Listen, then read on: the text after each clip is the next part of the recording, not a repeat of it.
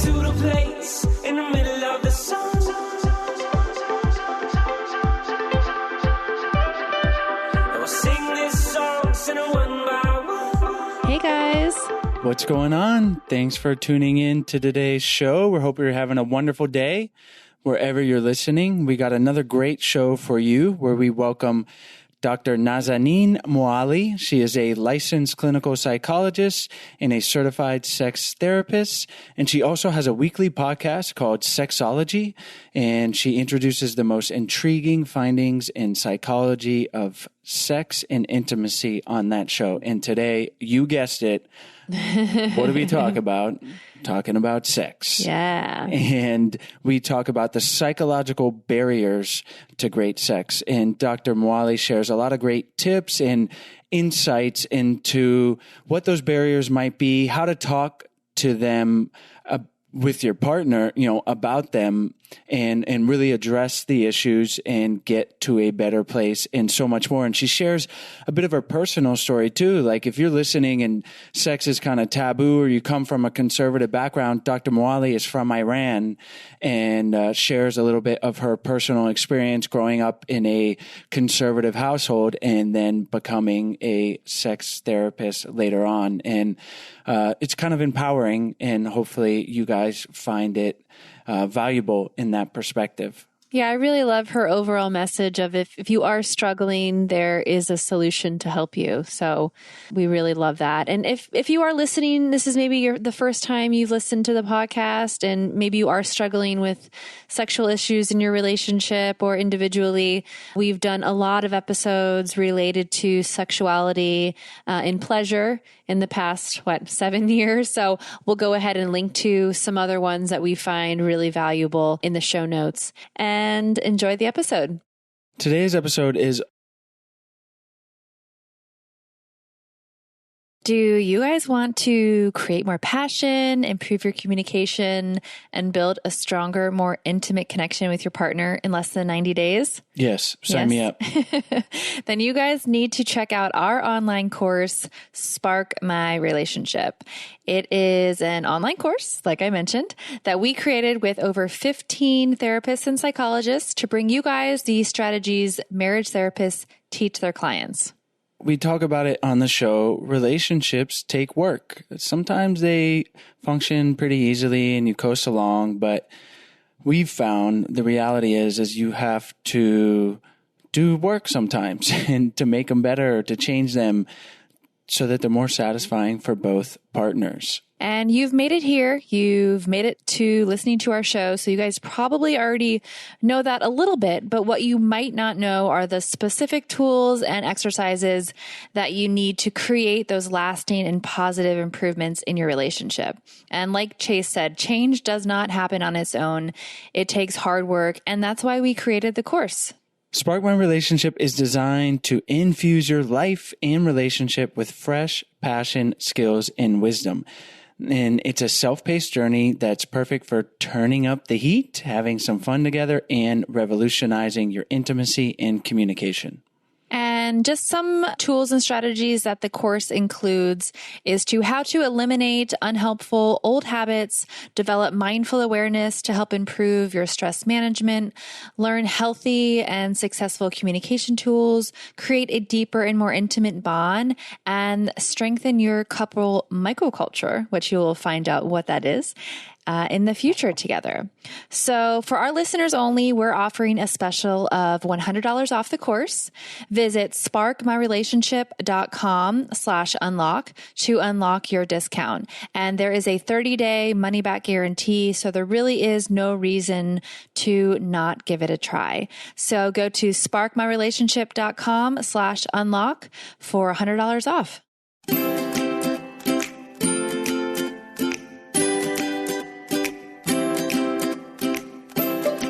Hi, Dr. Moali. Thank you so much for joining us on the show today. Thank you, Sarah, for having me. Today, we're going to talk about the psychological barriers to great sex. So let's dive in. Through your work that you've done, what are you finding are some of the big psychological barriers to sex in individuals and in couples? Great question. And I think it's really important kind of to think about it, as you mentioned, individually and also in the relationship. Sometimes people think if they have a right kind of a physiological touch or kind of like techniques, then they're going to have this mind-blowing experiences when it comes to sex. But our mind plays a huge role in us having a sexual experiences that we want to have. So some of the common ones that I see is that some of the mood challenges that people at times are struggling with it. I'm a clinical psychologist, and at times I see that people are struggling with untreated depression, anxiety, OCD, all sorts of emotional challenges. And sometimes it's hard for people to make the connection that what's happening outside the bedroom, it's impacting our mood. For example, if we're feeling depressed, we're not enjoying things that we used to enjoy.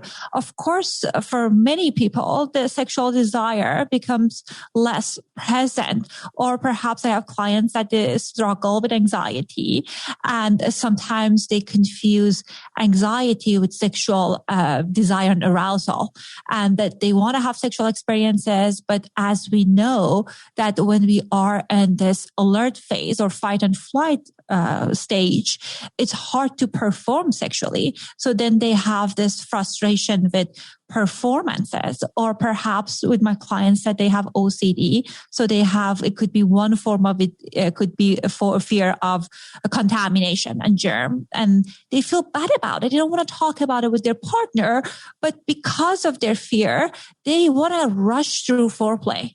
They don't feel comfortable kissing the partner. They're not comfortable giving and receiving oral sex, and that is impacting their sexual play with the partner, because at times their partner think they're not desirable, they're not into it, and that can turn into this vicious cycle. So mental health challenges, untreated mental health challenges, is one of those issues. When people are struggling in their relationship with sexuality, I think it's common to just go straight to the bedroom part, right? Like, what are we doing wrong there? And it seems like almost 99% of the time it has very little to do with what's going on there. And it's these other things, as you said, or individually, depression, anxiety, or as a couple, you're not gelling and you're just off. One person feels criticized, judged, you name it. So where do you start? Where would someone listening be like, yeah, I'm struggling in my relationship with our sex life.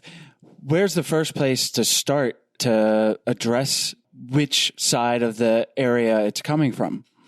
Well, I think, Chase, you brought up such a great point that sometimes people thinking, like my clients are thinking, that the issue is about their sexual performance, sexual functioning. But in reality, the challenges are the symptom of what's happening for people outside the bedroom. And sexual challenges could be one of those symptoms. So my invitation for the listeners is kind of to think about kind of the challenges in two parts when it comes to psychological challenges. Some challenges are kind of like individual problem. Again, as I mentioned, it could be kind of mental health, stress issues, history of trauma, perfectionism, kind of personality challenges, all sorts of things that it's more about you had it at perhaps prior to the relationship. These are some of these challenges oftentimes for adults are recurrent themes. And sometimes the issues can be related to the relational factors. Perhaps we had this history of infidelity in the relationship. We haven't addressed it properly. And then it's impacting our sex life. I had a client that there was a heterosexual couple, and one of the husband was unfaithful. And when we were exploring different challenges, the wife was sharing with us that anytime they start having sex, the images of the partner cheating on her was replaying in her mind. So of course, that impacts our desire.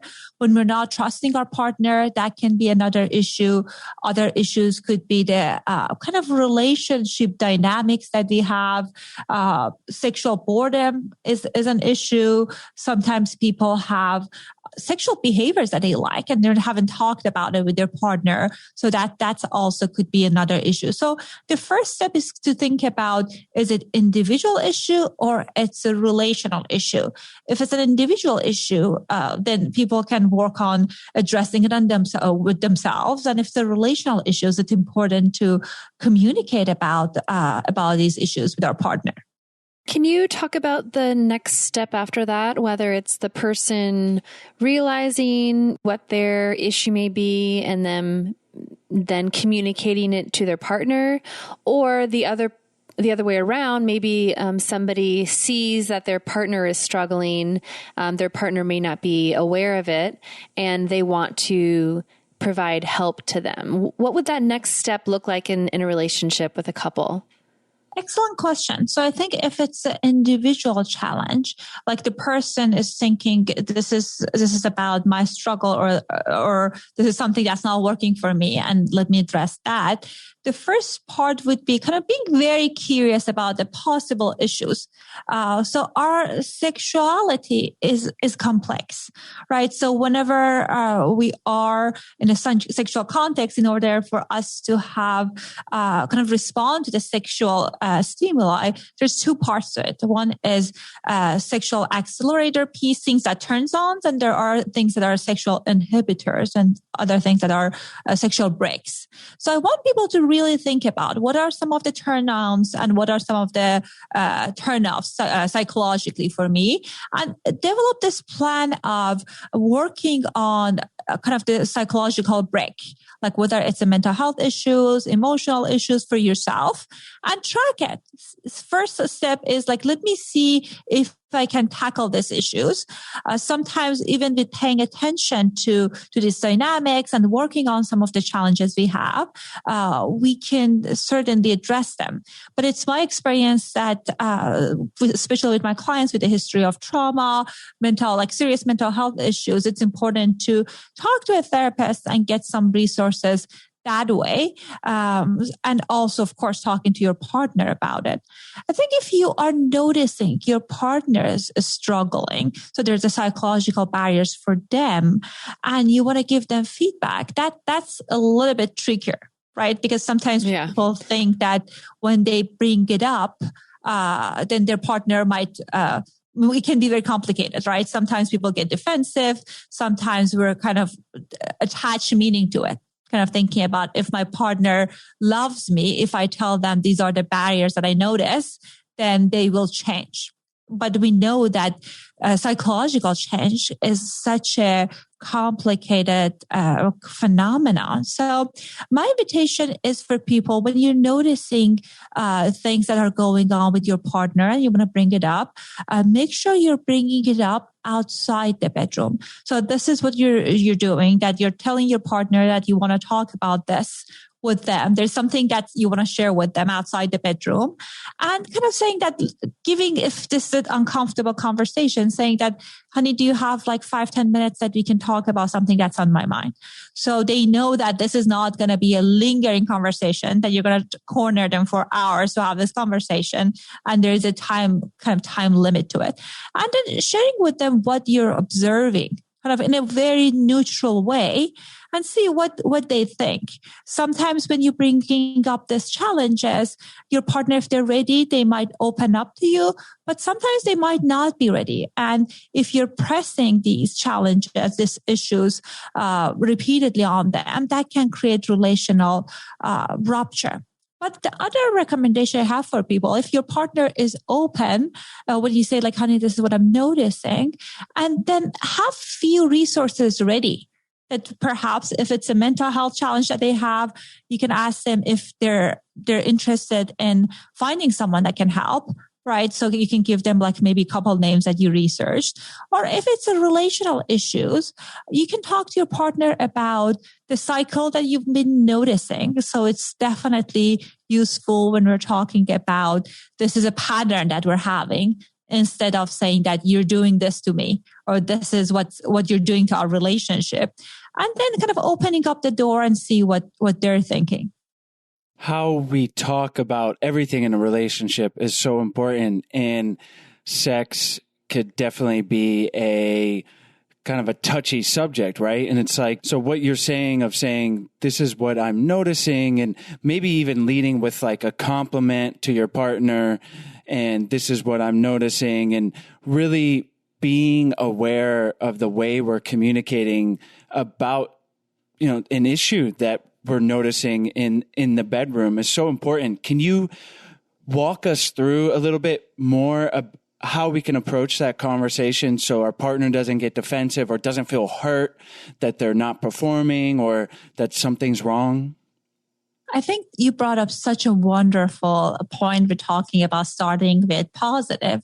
I encourage like all of the listeners that are here, and also I talk about with my own clients. I think for people that they have ongoing good sexual experiences in the relationship, they have this ongoing habit of talking about their sexual health, sexual kind of like dance that they have with their partner.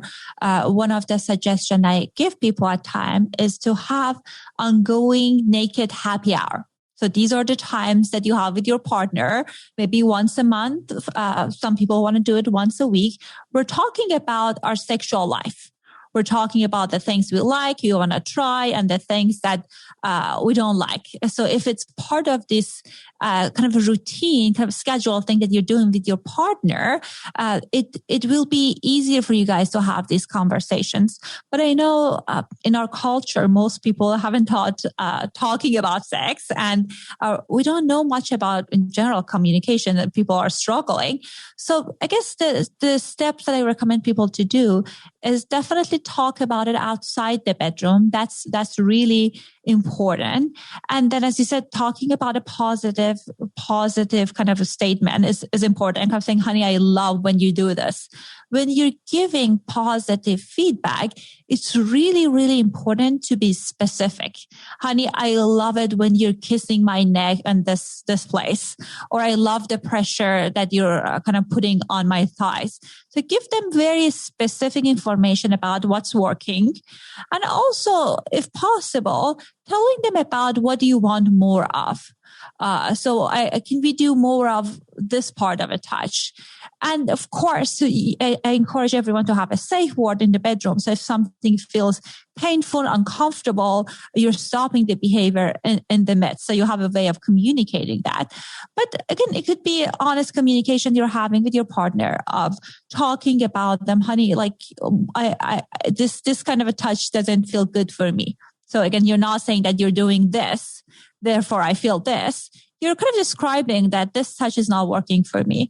And one thing that's important is that sometimes people are sensitive to feedback.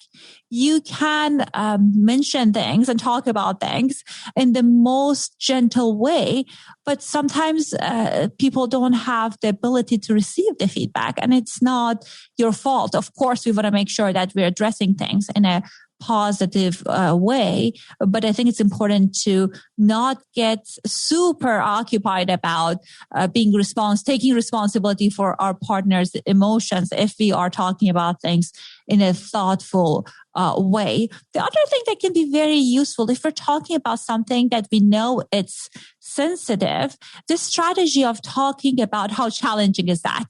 Perhaps you can say, honey, I'm about to say something. I don't know how to bring it up, or I feel uncomfortable. So the partner knows that this is a challenging conversation for you as well.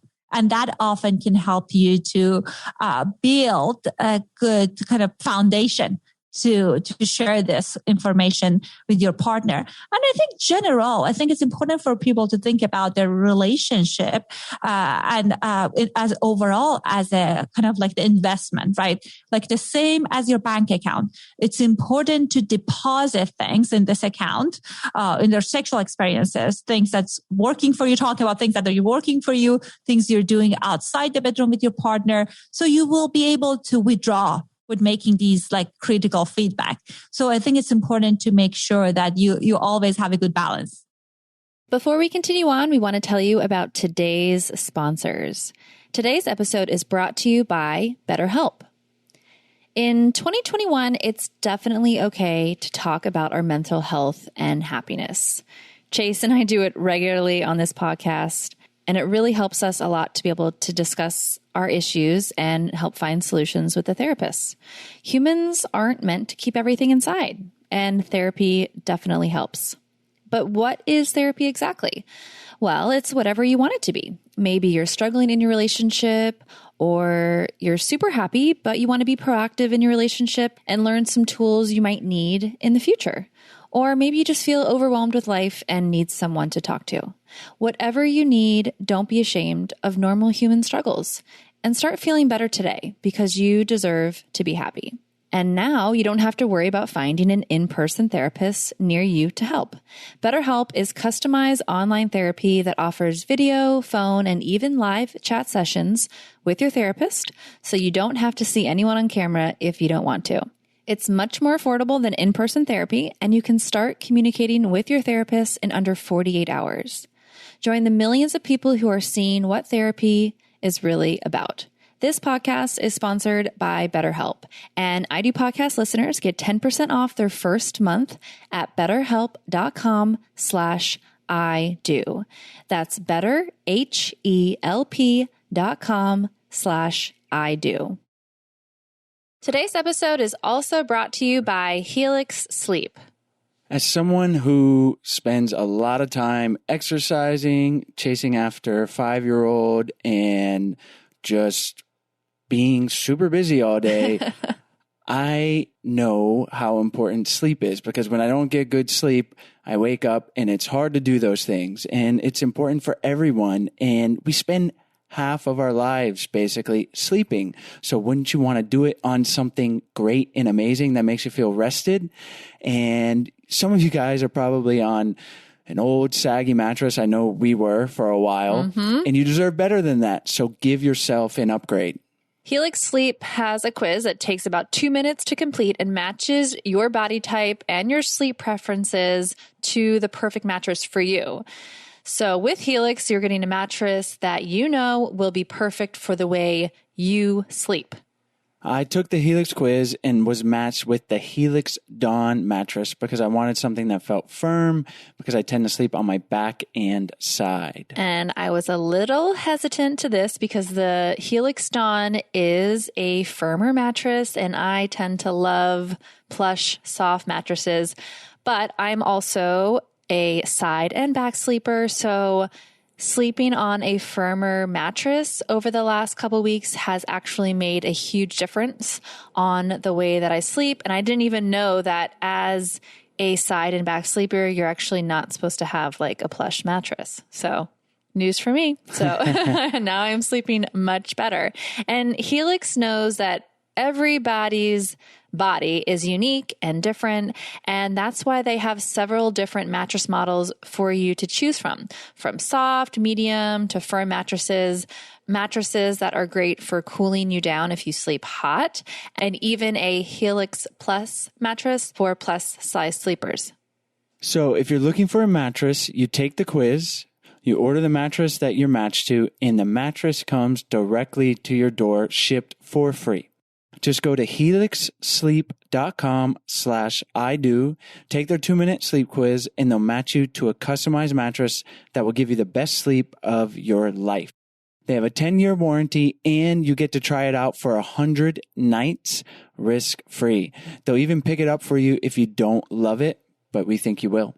Yeah, we definitely will. And we cannot stress how easy the process was. When we ordered it, got sent straight to the door, super easy to unpack. And now we are having the best sleeps of our lives on Helix, thanks to Helix. So Helix is offering up to $200 off all mattress orders and 2 free pillows to our listeners at helixsleep.com/IDO. That's helixsleep.com/IDO for up to $200 off and 2 free pillows. Earlier, you mentioned sexual boredom being an issue. What does that look like when you're working with couples? Why are they getting bored? What's going on? And how do they deal with it?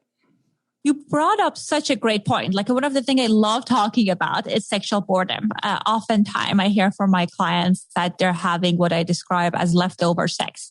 So what's leftover sex is early in the relationship, we tell our partner, no, I'm not, honey, I'm not into that.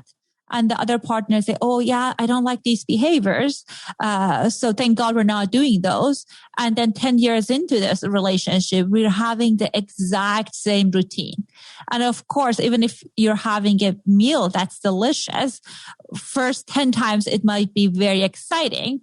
But like after that, it will lose the taste of it. So I think it's important to think about that, like if you're doing something over and over in the same rhythm, that can lead to sexual boredom. And that's something I see a lot that people are struggling. And they think the issue is their partner, right? And thinking like my partner is boring versus thinking about that this dance, this behavior is no longer working for us. So I think part of it's rooted in people kind of having this like routine it's been the same over and over. And they haven't incorporated novelty into the dance. The other piece is that when we are starting to notice that sexual excitement wears off in our long-term relationship, which is very normal and expected for most couples, right? As we're entering different stages of the relationship, then we want to get the excitement to our fantasies. I don't think there's anything wrong with sexual fantasies, but if we solely rely on the sexual fantasies in order to keep going around when we're having sex with our partner, then we're not in the moment with our partner. And great sex is about being in our bodies. So if we're purely in our mind, kind of like going through this fantasy and we're not in the body, then the experience we're having with our partner is not satisfying and can get boring because we're not even showing up with what's happening in the moment in this dance. What are some tips that you would give couples to really try to spice things up and keep things from getting boring or bring them out of that if they've been bored for years and it's just the same routine and they didn't even realize it, but it's like their sex life is dead? What would you tell a couple like that? Well, first I would say that think about it being common, right? Sometimes people think everyone else is having a great sex life and they don't. Like one of the number one questions I get from my listeners is how often we should have sex. People think that there is this magic number that says that they're having a good sexual experiences. It's just more about the quality of connection you're having. So if you're finding yourself sexually bored in the relationship, I think it's important to do a little bit of a self-discovery. Thinking about when did this boredom started for me and what is the emotion underneath it?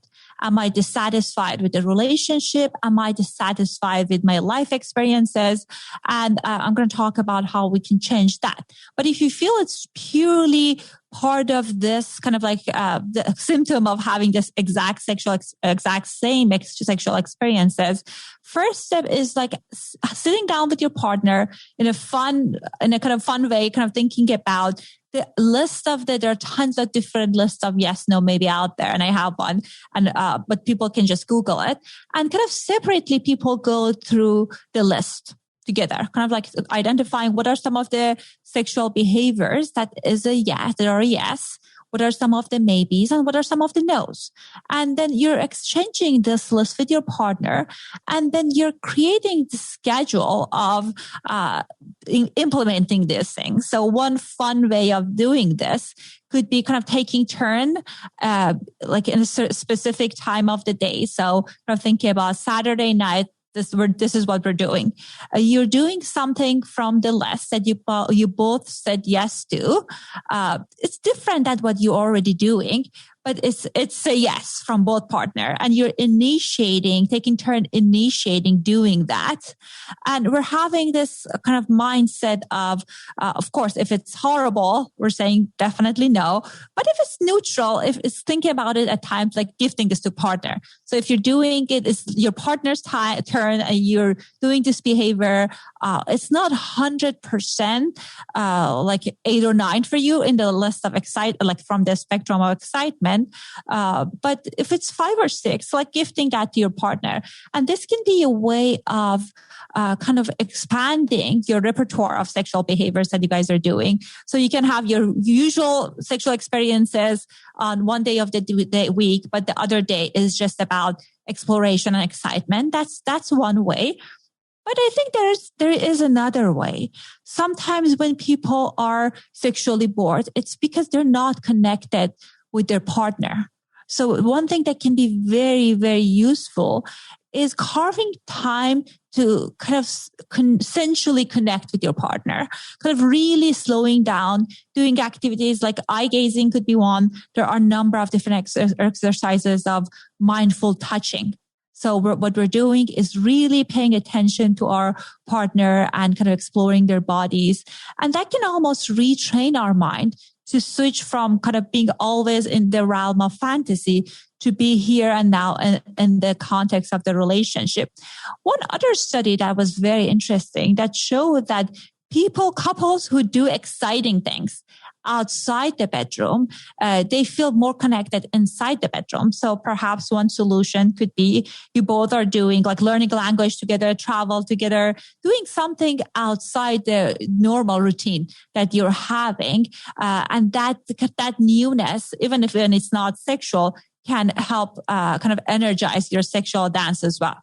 Have you ever worked with any couples where they are extremely shy or not vulnerable with talking about sexuality with their partner and it's like just extremely awkward?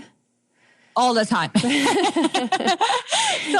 as people can see from my background, I have a Middle Eastern background, from my accent that I have a Middle Eastern background.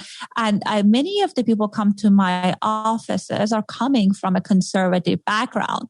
It's just so hard for them to talk about sex. Even in my Caucasian clients, sometimes we're shy because we have this message of like for years and years, we thought it's not okay to talk about sex, or especially for women, that good girls are not talking about sex. So yes, that's unfortunately very, very common. And unless we're talking about it with our partner, it would be hard to communicate that, right? So sometimes people say like, if she or he or they like me, they would know what I like. And it's just a setup for disappointment because no one is a mind reader. So if you're extremely shy, I recommend you guys to kind of have more of a structured approach toward it. So kind of as you're going to the list, maybe you can choose a version 1.2 of what you're already doing. So I think that's important. The other thing is that you can start from developing this language of being sexual with your partner with reading erotica to each other, right? You're not saying these things, but you're exploring it through the written material. So like that also could be a way that people can get used to talking about these things. If you don't mind sharing, you mentioned you have a Middle Eastern background and you are a certified sex therapist. So what was that journey like for you? Like going from were you coming from a conservative background? Yes, of course. So I grew up in Iran in a very modern family, but I grew up during post-revolution in Islamic under Islamic government. So my parents' values were very different than the government values. That's why they didn't teach anything about sex to me. And that's how the way I landed at this place of becoming a sex therapist was through my own issues. So when I was in a graduate school and kind of becoming a psychologist, I was in a relationship, and out of blue one day, sex became extremely painful. And that was going on for month and month. And it was just so confusing for me. And it impacted my sense of self. And I started going to a sex therapist out of necessity, and she changed my life. Wow. And that's how I said, oh God, I want to do what she does. Because sometimes our issues are completely resolvable, but we just don't have the enough information. And that's something I feel very passionate about. Again, I work and talk with people about all things mind related, psychologically related. But I haven't seen anything like any other concept similar to sex, that when you give people a little bit of information, it can go very far. So that's why I love talking about sex and answering people's questions. Well, thank you for sharing that. And yeah, what a inspirational story that you do have this conservative background and you had your own personal issues around that and everything, and then decided to take action personally and are now helping other people. And what you said is so true with all things in the relationship. And that's why we love having people like yourself on, because it could be just like one little hack. Like you're having an argument and it's like, do this, not that. Like what you're doing, the old pattern, it's never going to work. And then you make this one change, and that could be for the bedroom too. It's like, how about communicating to your partner that something's painful or that something's pleasurable, but we're not taught these things. So it's really important work, and we love being able to share it with our audience. Yes, I love that Chase brought that up, because I think sometimes people, when they have issues in the bedroom, they think, oh God, I'm broken. This is not fixable. There's something wrong with me. But sometimes, as you said, it could be an easy hack of changing small things in the relationship or adding some practices, and voila, you're on your way to have a sex life that you want.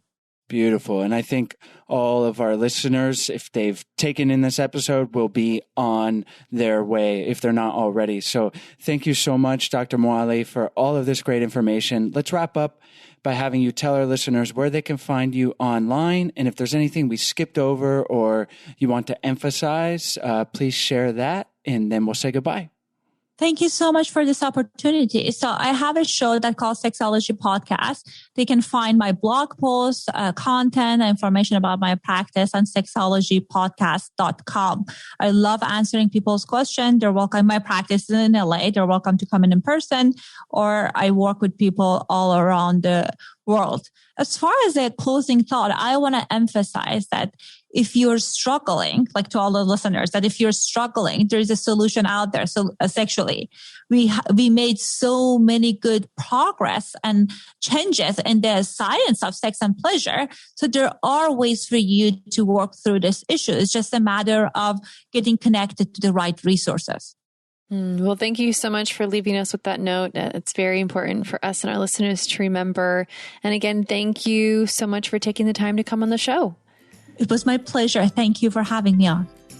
Thanks so much for tuning in to today's show, guys. As always, the links will be in the podcast description as well as on the show notes on our website at idopodcast.com.